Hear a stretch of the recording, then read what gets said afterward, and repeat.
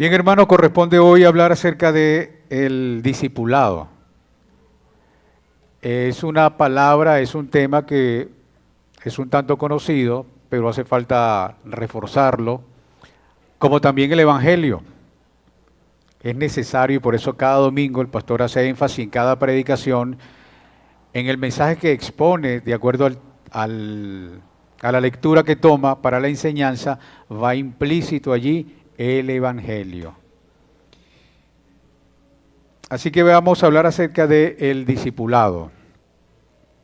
Atendiendo el mandato de Jesucristo, el cual establece en Mateo capítulo 28, versículo 19. ¿Qué dice él allí en esa cita bíblica? Mateo 28, versículo 19. Id y haced discípulos a todas las naciones.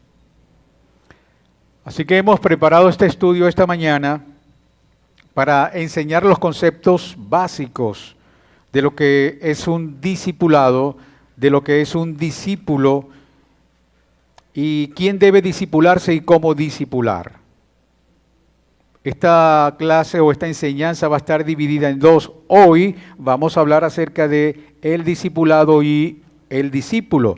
Y el próximo domingo, si Dios nos permite, vamos a hablar acerca de quién debe discipularse y cómo debe discipularse. Esperamos que esta enseñanza sea beneficiosa para nuestra vida y que el Espíritu Santo de Dios nos pueda aportar entendimiento para que comprendamos de manera simple y rápida lo que es ser un discípulo y la importancia de involucrarnos en la iglesia. Amén. Veamos el concepto del discipulado. Para los que anotan, voy a ir lento. El discipulado, ¿qué es el discipulado? El discipulado es el proceso de seguir y aprender de un maestro o líder. Es el proceso de seguir y aprender de un maestro o líder con el objetivo de crecer espiritualmente y parecerse más a Cristo. Repito, el discipulado es el proceso de seguir y aprender de un maestro o un líder con el objetivo de crecer espiritualmente y parecerse más a Cristo.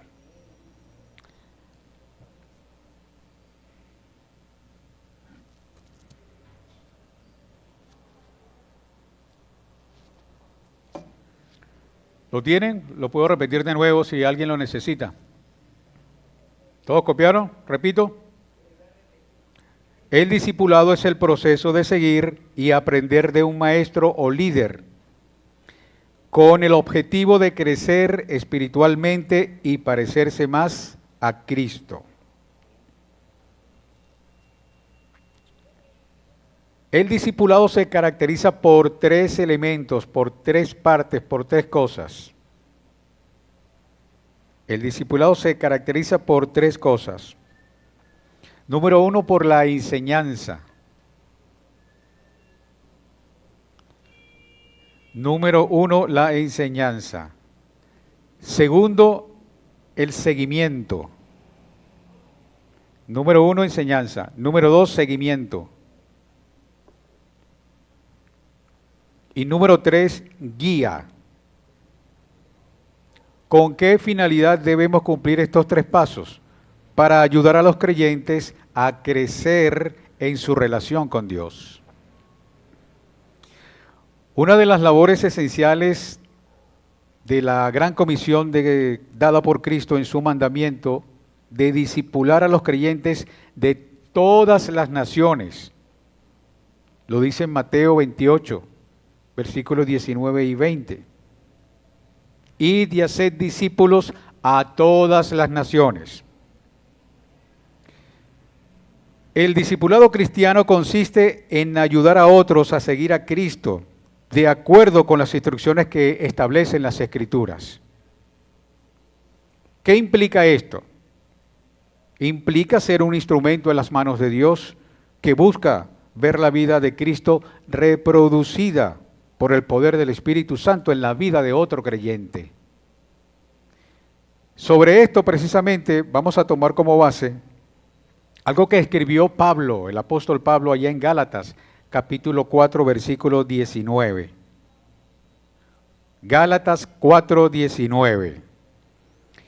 Pablo escribía ahí, llevado por esa pasión que tenía por los Gálatas y por lo que estaba ocurriendo en ese momento.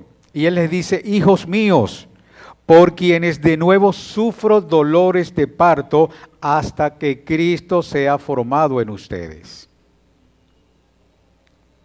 Si usted tiene su Biblia allí, subraye la palabra o la frase hijos míos. Otra frase que está allí: sufro dolores de parto. Y la última: Cristo sea formado en ustedes. Porque vamos a desarrollar parte de la enseñanza con estas palabras específicamente. El apóstol Pablo escribió en su carta a los Gálatas con un tono un tanto de preocupación y amor por un lado, y también por otro como de advertencia e indignación. Y esto se debía a que los falsos maestros de esa época estaban persuadiendo a los cristianos recién convertidos bajo el ministerio de Pablo de abandonar el evangelio de la gracia por un mensaje falso de salvación por fe más obras. Así que, como vemos allí, Pablo tiene una pasión genuina por el bienestar espiritual de los Gálatas, al igual que la meta que Cristo sea formada en ellos. Así que, una vez más, recordemos el concepto del discipulado. Es el proceso de seguir y aprender de un maestro o líder con el objetivo de crecer espiritualmente y parecerse más a Cristo. Esto tiene implicaciones.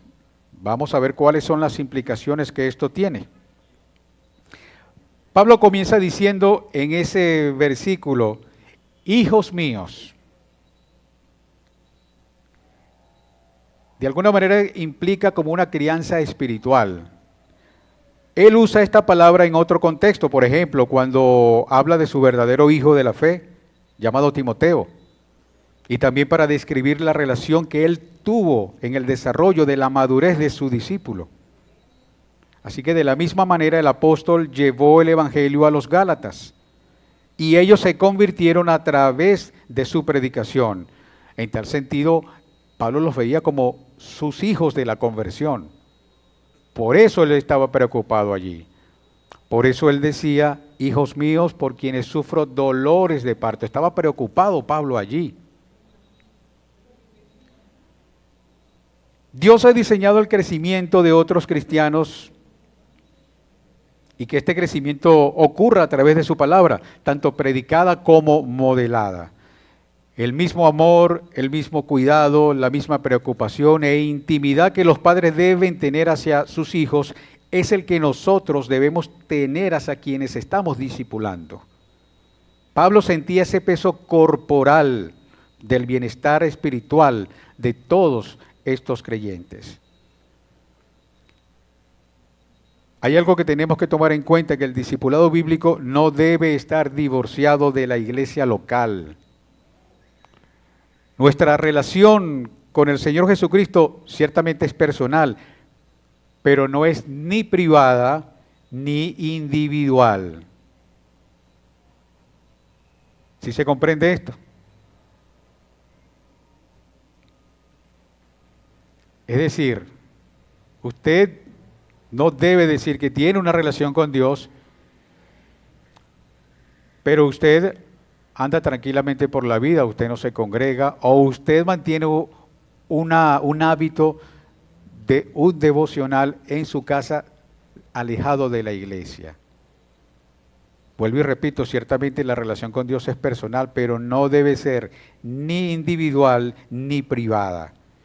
Porque no existe en el Nuevo Testamento la idea de una relación personal con Jesús divorciada de nuestra relación con su cuerpo. Es decir, con la iglesia, que es el cuerpo de Cristo.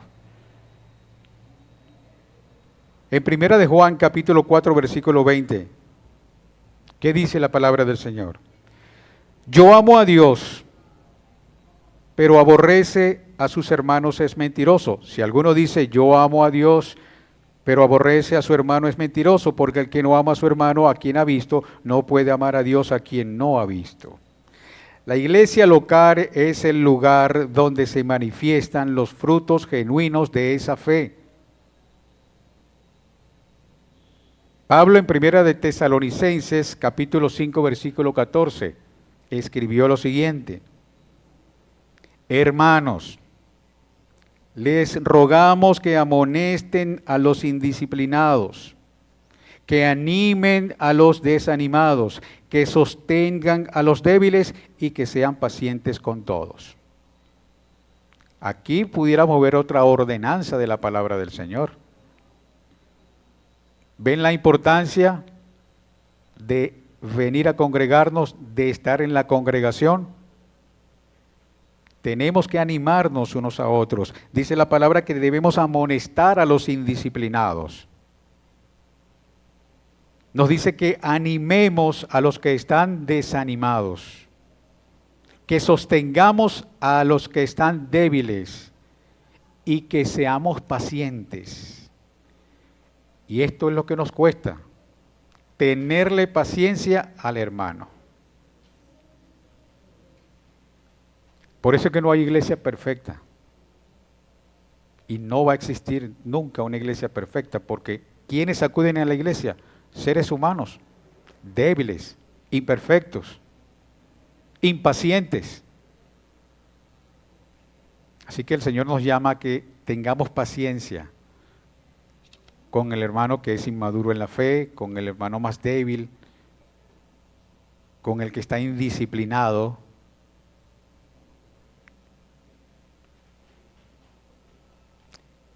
Otra implicación. Sigo usando como base el versículo de Pablo en Gálatas 4:19.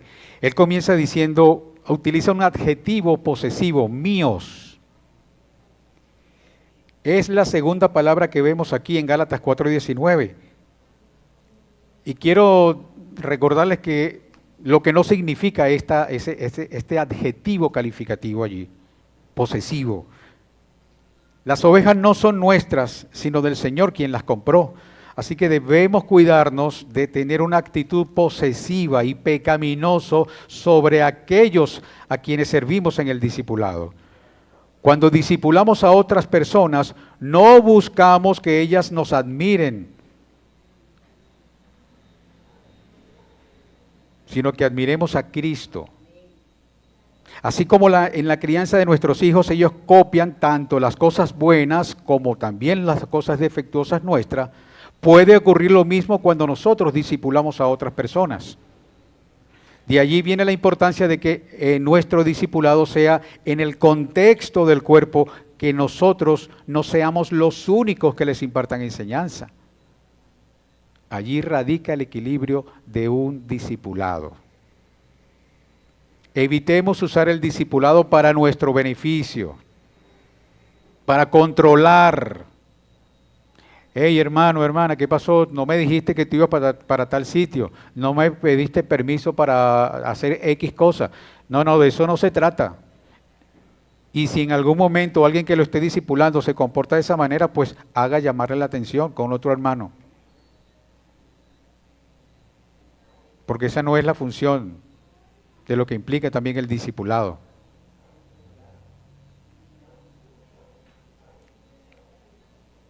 El discipulado también implica un gran esfuerzo. Ya hemos visto que lo que implica como una crianza espiritual, una mayordomía personal, ahora también implica un gran esfuerzo.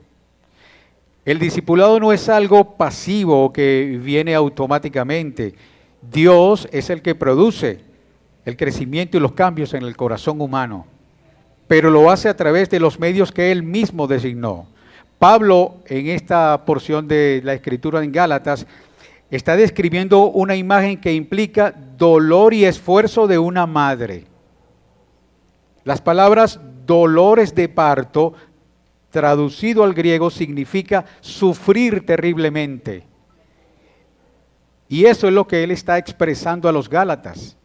Pablo está sufriendo terriblemente por ellos debido a que están siendo engañados y desviados del evangelio por los falsos maestros que había en esa época.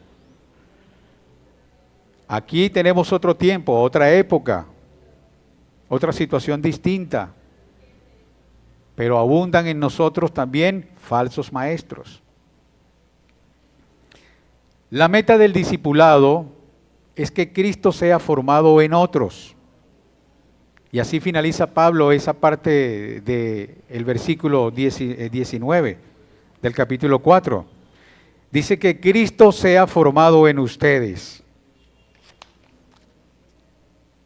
Hijos míos, por quienes de nuevo sufro dolores de parto hasta que Cristo sea formado en ustedes. Esta es la meta de la vida cristiana, primeramente para cada uno de nosotros. Nuestra meta principal no debe ser simplemente ser un buen predicador, un buen maestro, un buen esposo, un buen padre. La meta suprema de todo cristiano es que la vida de Cristo sea reproducida en su propia vida por el poder del Espíritu Santo. La meta en el discipulado no es simplemente que los creyentes tengan más conocimiento, que sirvan en ciertas posiciones, que tengan ciertas habilidades o estudien en un seminario. Con esto no estoy diciendo que todas estas cosas no sean importantes, de hecho lo son, sino que estas no constituyen la meta suprema. Todas estas cosas pueden ser importantes para llegar a la meta, pero debemos tener siempre presente que la meta final del discipulado es que la persona del Cristo crucificado y resucitado sea formado en cada uno de nosotros como está revelado en las Escrituras. La meta de la crianza espiritual es llevar a los creyentes hacia la madurez cristiana, como lo define la Biblia. Toda la responsabilidad particular que el Señor nos dé sobre otras vidas es para llevarlas a la madurez a través de los medios que Él ha designado. El ministerio público y privado de la palabra de Dios es para esto. La oración privada y pública es para esto. Vamos al pasaje, Mateo 28, versículos 16 al 20.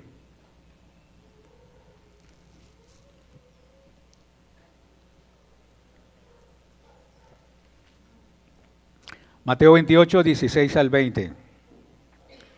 ¿Están allí? Leo la palabra de Dios. Pero los 11 discípulos se fueron a Galilea, al monte donde Jesús les había ordenado. Y cuando le vieron, le adoraron, pero algunos dudaban. Y Jesús se acercó y les habló diciendo: Toda potestad me es dada en el cielo y en la tierra. Por tanto, id y haced discípulos a todas las naciones, bautizándolos en el nombre del Padre, del Hijo y del Espíritu Santo, enseñándoles que guarden todas las cosas que os he mandado. Y he aquí, yo estoy con vosotros todos los días hasta el fin del mundo. Amén. Es posible que en otra iglesia, o en esta, o en la calle, usted haya escuchado la palabra discipulado, y de cierta manera estamos familiarizados con estas palabras: discípulo, discipulado, discipular.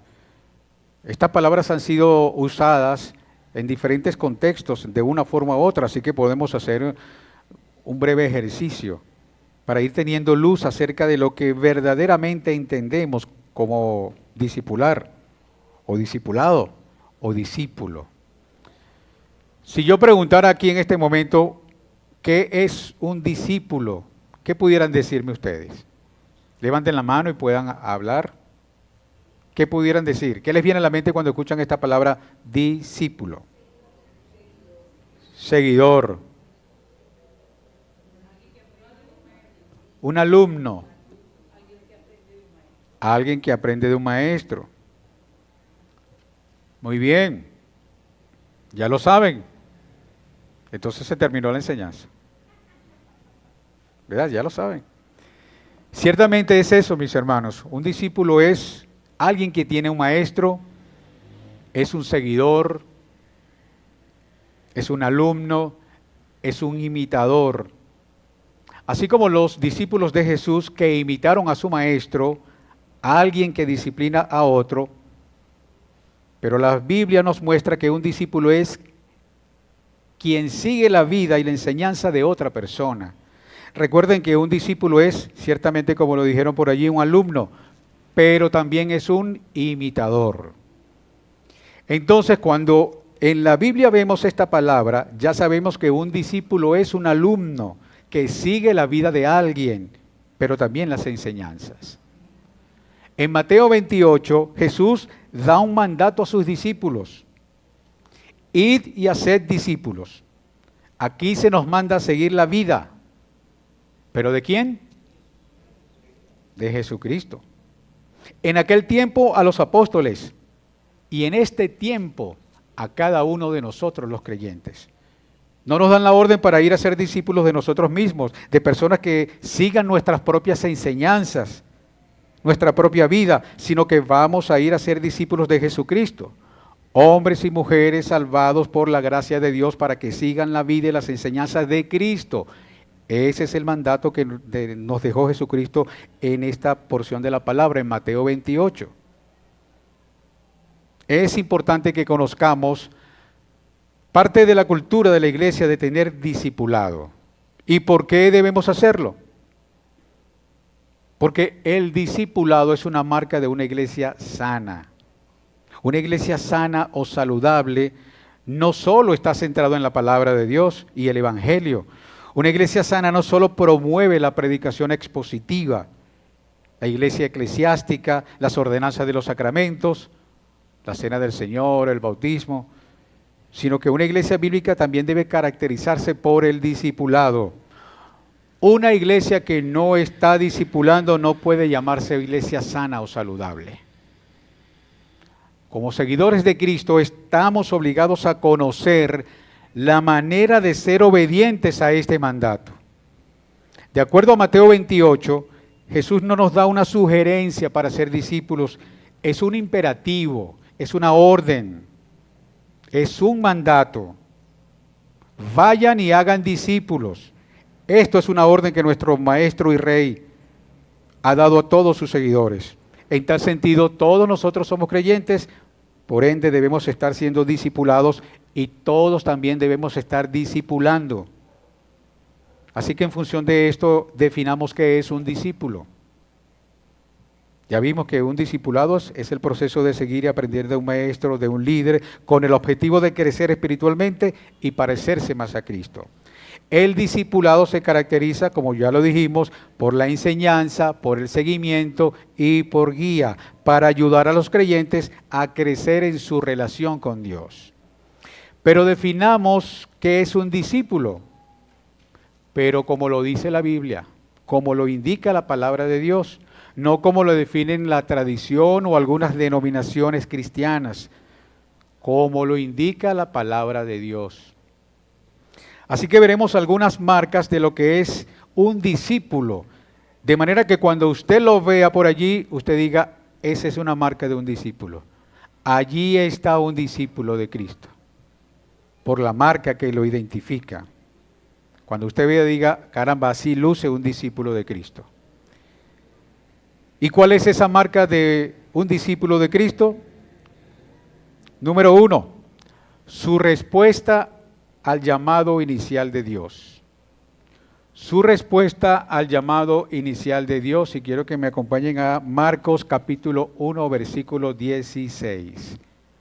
Marcos 1, versículo 16 al 20.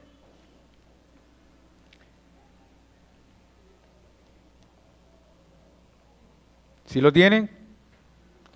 Yo lo voy a leer aquí rápidamente. Marcos 1, 16 al 20.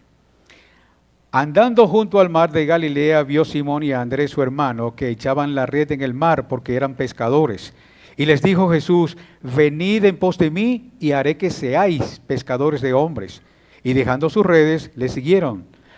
Pasando de allí un poco más adelante, vio a Jacobo, hijo de Zebedeo, y a Juan su hermano, también ellos en la barca, que remendaban las redes. Y luego los llamó y dejando a su padre Zebedeo en la barca con los jornaleros, le siguieron.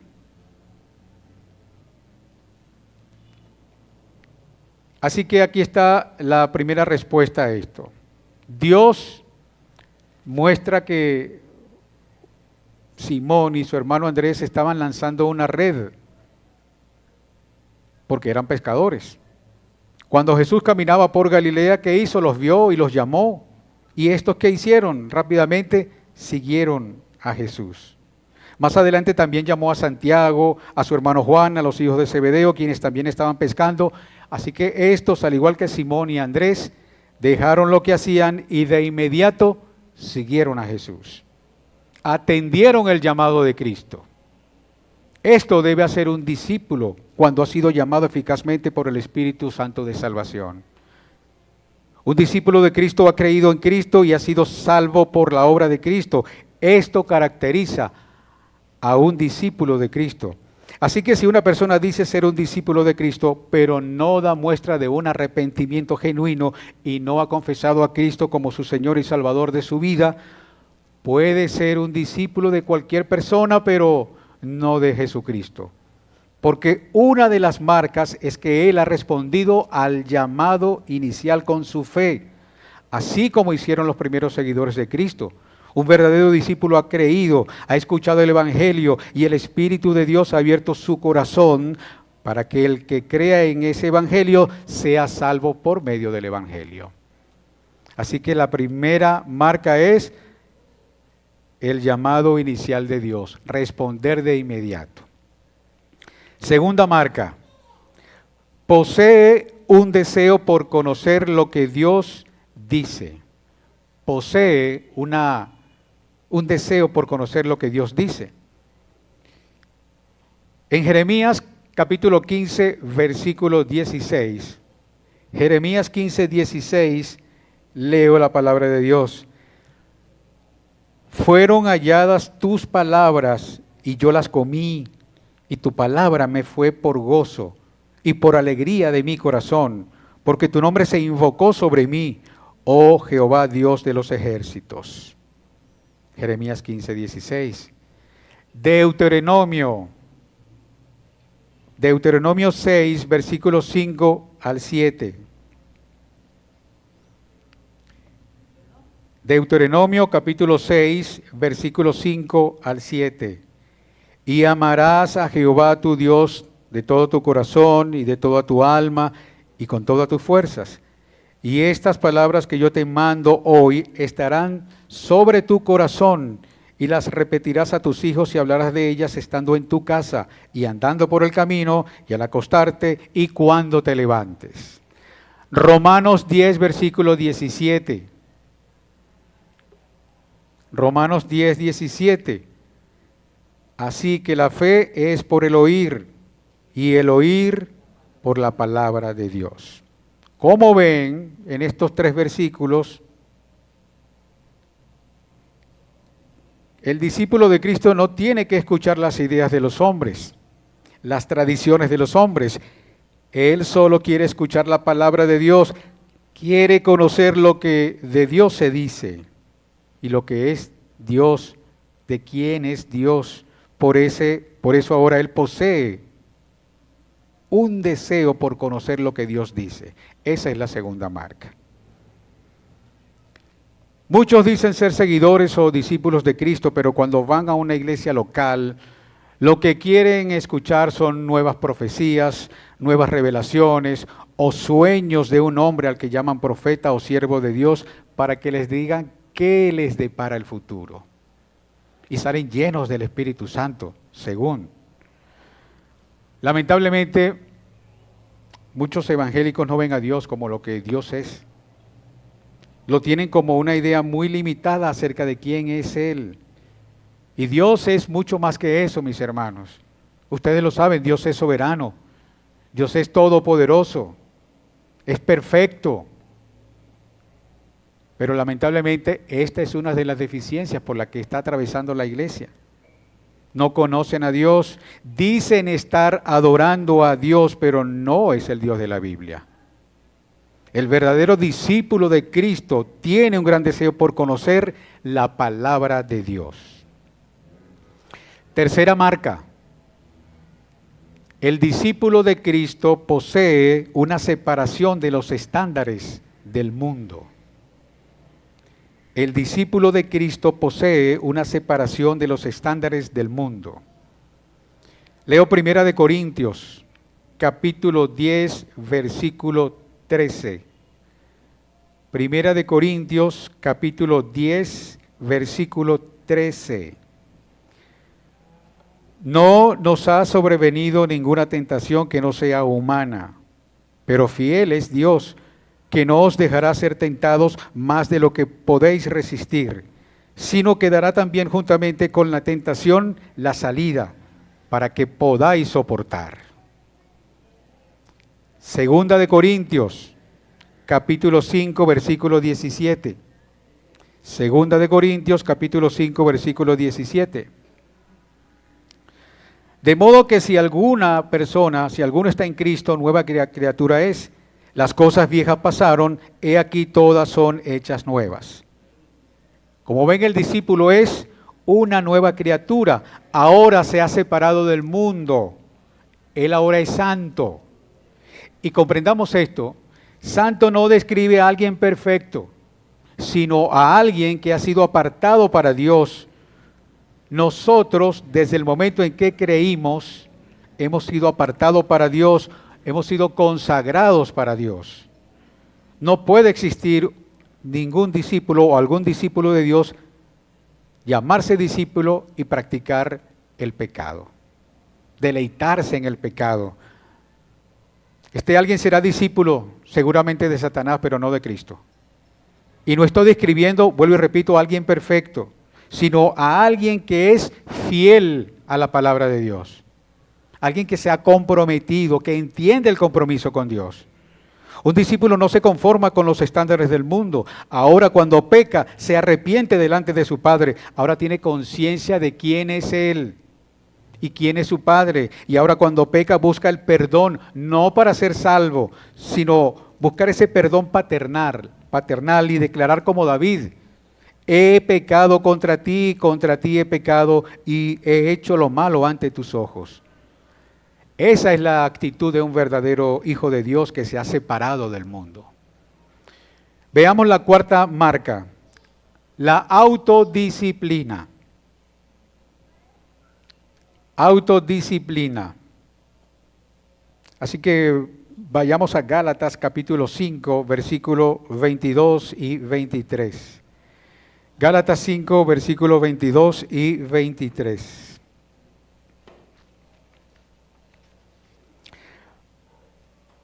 Mas el fruto del Espíritu es amor, gozo, paz, paciencia, benignidad, bondad, fe, mansedumbre, templanza.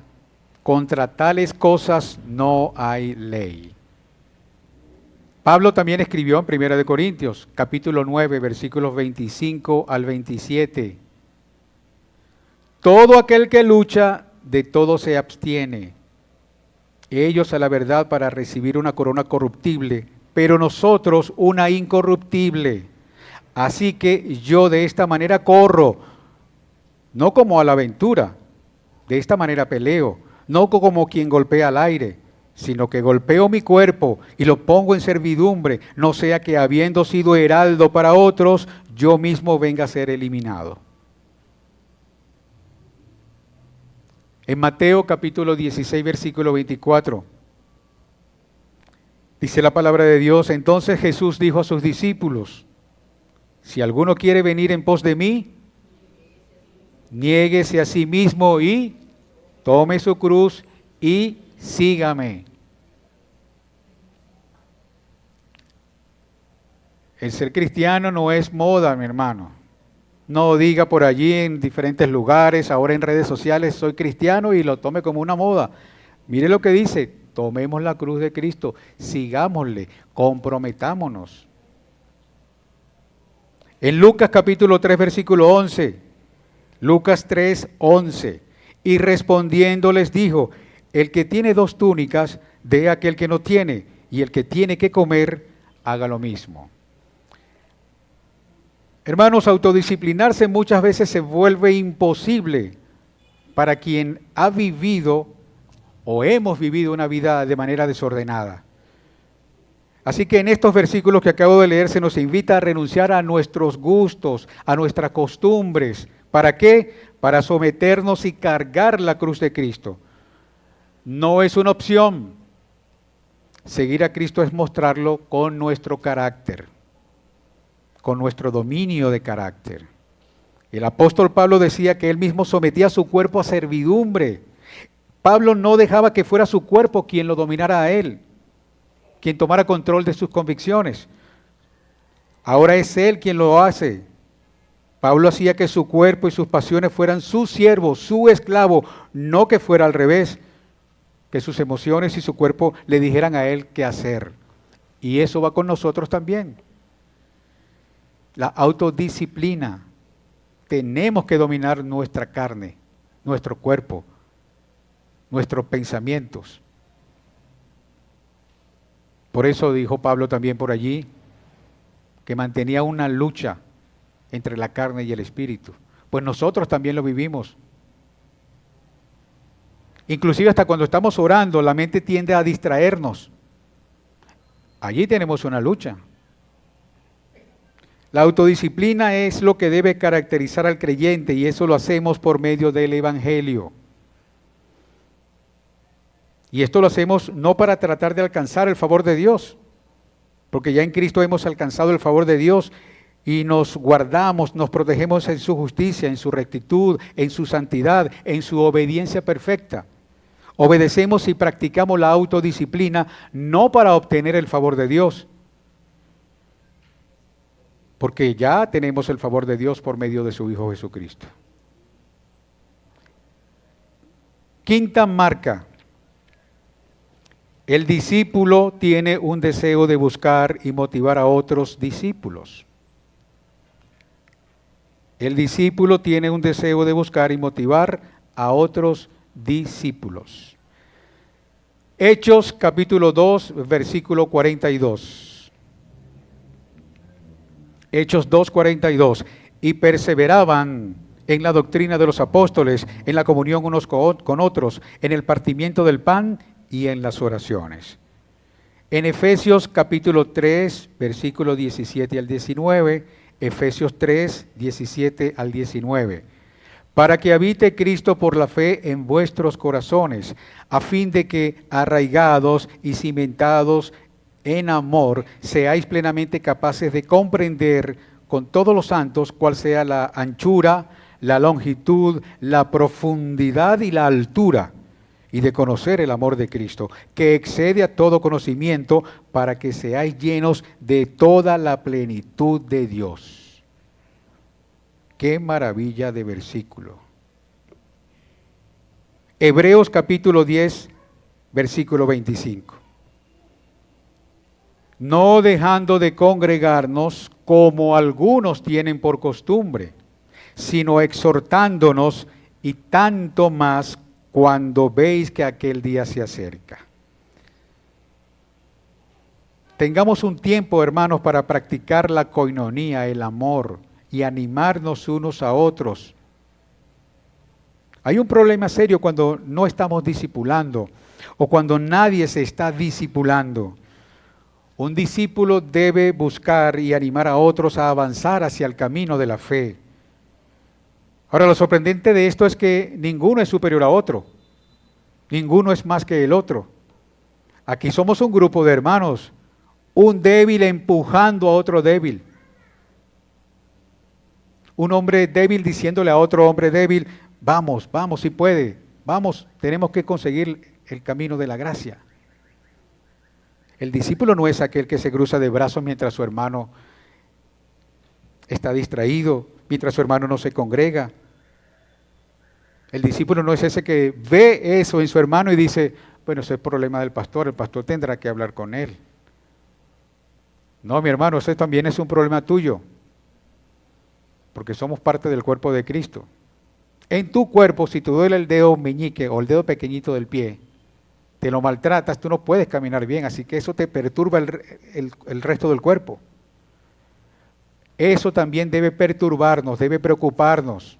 Si vemos a un hermano débil, si vemos a un hermano un poco alejado, no esperemos que lo haga el pastor. Esa también es nuestra responsabilidad. Eso es un error que hemos heredado de algunas otras iglesias y por favor no quiero ofender aquí a nadie, pero esa es la verdad de muchas iglesias. Encargan solo a un grupito de líderes para que haga esa situación. Hermano, eso no funciona de esa manera. Todos debemos participar. Todos debemos preocuparnos. Si hay un hermano que está atravesando por una situación difícil y ese hermano está llorando, nosotros tenemos que llorar con ese hermano. Si el otro hermano está riendo, está feliz, vamos a reírnos y compartir esa felicidad con ese hermano. Animaos unos a otros, exhortaos unos a otros, consolaos unos a otros. Estas frases están escritas más de 50 veces en el Nuevo Testamento. Animaos unos a otros, exhortaos unos a otros, consolaos unos a otros. Si usted se saca cuenta, entonces lo que establece allí el Nuevo Testamento, lo que está allí escrito, nos habla, nos indica más de la función que debemos hacer todos nosotros juntos que lo que tiene que hacer el pastor. ¿Y por qué? ¿Por qué nos compete y todos tenemos que apoyarnos? Porque somos el cuerpo de Cristo. El cuerpo de Cristo, no los líderes, son los encargados de hacer una cosa o la otra.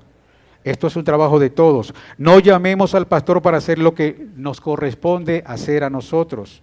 Si usted ve que un hermano está flaqueando en su vida espiritual, no llame al pastor. Si usted se dio cuenta, entonces anímelo. Si usted no puede, busque a otro hermano de mayor experiencia o mayor madurez espiritual. Y ya en un caso extremo, pues vayan juntos al pastor. Pero no por cualquier cosa vamos a buscar al pastor. El pastor no es el resuelve problemas aquí de ninguno de nosotros. Marca número 6, y ya con esto termino. Pasión por el evangelismo. Marca 6, pasión por el evangelismo.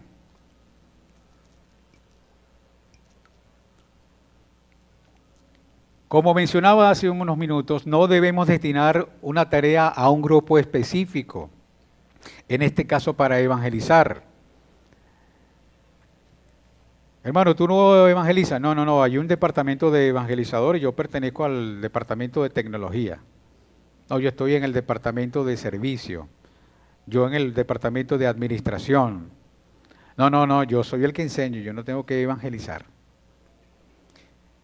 Hermanos, todos estamos llamados a evangelizar, a predicar el evangelio. Por ende, es importante que todos sepamos y dominemos y sepamos qué es el evangelio. Por cierto, de eso vamos a hablar en las próximas semanas, si Dios nos lo permite. Porque el evangelio es el combustible para llevar a cabo esa acción. El evangelio es el combustible para el evangelismo. No debemos solicitar permiso para evangelizar o esperar si somos incluidos en el grupo de evangelizadores. Ve y predique el evangelio, busca la oportunidad en tu casa, en tus vecinos, en tu trabajo, en el banco, mientras hace la fila para esperar a ser atendido. En cualquier momento hay una oportunidad para predicar el evangelio. Y no tenemos que hablar 20 minutos para predicar el evangelio. Con palabras simples, sencillas, pero concretas de lo que significa el evangelio, podemos evangelizar. Ya lo demás lo hará Dios con cada ser humano. En conclusión, mis hermanos, un discípulo es aquel, número 1, que da su respuesta al llamado inicial de Dios. Número 2, posee un deseo por conocer lo que Dios dice. Número 3, un discípulo es aquel que posee una separación de los estándares del mundo. Número 4, un discípulo es aquel que practica la autodisciplina. Número 5, el discípulo tiene un deseo de buscar y motivar a otros discípulos. Número 6, tiene pasión por el evangelismo. Termino con estas preguntas de aplicación para que la lleven de reflexión. ¿Te preocupas por el bienestar espiritual de otro hermano en tu iglesia local? ¿Te preocupas por el bienestar espiritual de otra persona, de otro hermano en tu iglesia local? ¿Tienes o sientes pasión por discipular a otros? ¿Estás comprometido con el Señor e ir en pos de ser un discipulador? Pastor que está aquí, ¿sientes el peso de la responsabilidad del cuidado de tus ovejas? ¿Te estás esforzando en la gracia de Dios para ser discípulos, empezando en tu hogar?